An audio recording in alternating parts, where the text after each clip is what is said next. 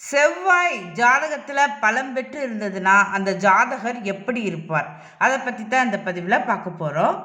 செவ்வாய் ஒரு ஜாதகத்தில் பலம் பெற்று இருக்கணும் அப்படின்னா அவர் மேசத்தில் இருக்கணும் அல்லது விருச்சிகத்தில் இருக்கணும், மகரத்தில் உச்சம் பெற்று இருக்கலாம், இந்த மாதிரி இருக்கணும். குரு பார்வை பெற்றிருக்கலாம் செவ்வாய்.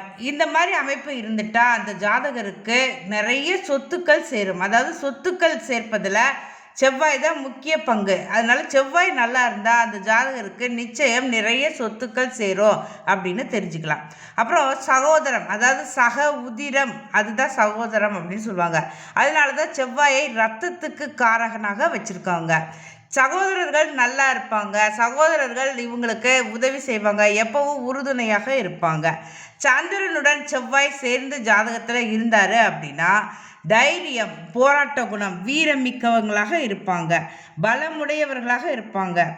அதாவது என்ன சொல்கிறது, செயல்திறன், ஒருவருடைய செயல்திறன், கண்டிப்பு, நிர்வாக திறமை, எதிரிகளை கையாளும் விதம், அதெல்லாம் சொல்லலாம். அதாவது பொதுவாகவே செவ்வாயை நம்ம போராட்ட குணம், தைரியம் மிக்கவங்க இவங்களெல்லாம் சொல்லலாம் செவ்வாயை பார்த்து.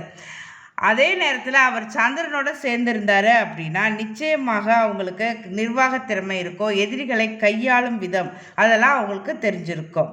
செவ்வாய் பலம் பெற்று இருந்தார் அப்படின்னா தந்தை வழி உறவினர்களால் ஆதாயம் நிறைய கிடைக்கும் அப்படின்னு தெரிஞ்சுக்கலாம். அதுவும் செவ்வாய் குரு பார்வை பெற்று இருந்தார், குருவோட சம்பந்தம் பெற்றிருந்தார், சேர்க்கையில் இருந்தார் அப்படின்னா நிச்சயமாக அவங்களுக்கு சொத்துக்கள் நிறைய சேரும் அப்படிங்கிறத புரிஞ்சுக்கலாம். பெண்களாக இருந்தாங்க அப்படின்னா செவ்வாய் பலம் பெற்று இருந்தார், செவ்வாய் குருவோடு சேர்ந்து இருந்தார் அப்படின்னா நிச்சயமாக அவங்களுடைய மன வாழ்க்கை சிறப்பாக இருக்கும். அவருடைய கணவர் சிறப்பு, அதாவது என்ன சொல்கிறது, அவங்க கணவரால் இவர்களுக்கு சிறப்பு உண்டு அப்படின்னு புரிஞ்சுக்கலாம். செவ்வாய் ஒரு ஜாதகத்தில் பலம் பெற்ற அமைப்பில் இருக்கும் பொழுது அவங்க அரசியலில் கூட பிரகாசிக்க முடியும், அரசியலில் பெரும் பங்கு ஆற்றிட முடியும்.